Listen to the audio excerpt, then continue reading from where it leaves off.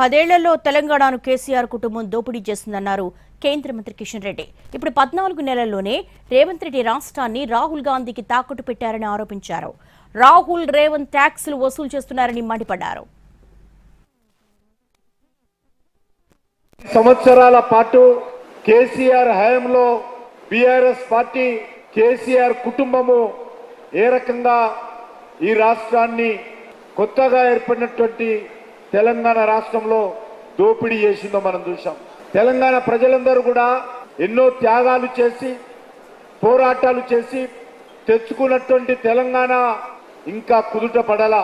తెలంగాణను రాహుల్ గాంధీకి తాకట్టు పెట్టాడు. ఈరోజు అధికారంలోకి వచ్చినటువంటి 14 నెలలలో అనేక రకాలుగా అది బిల్డర్స్ కానీ, వ్యాపారస్తులు కానీ, కంపెనీలు కానీ అన్ని రకాలుగా బెదిరింపులు, ఒత్తిడిలు, అక్రమ కేసులు, ప్రభుత్వం తరఫున ఇబ్బందులు పెట్టి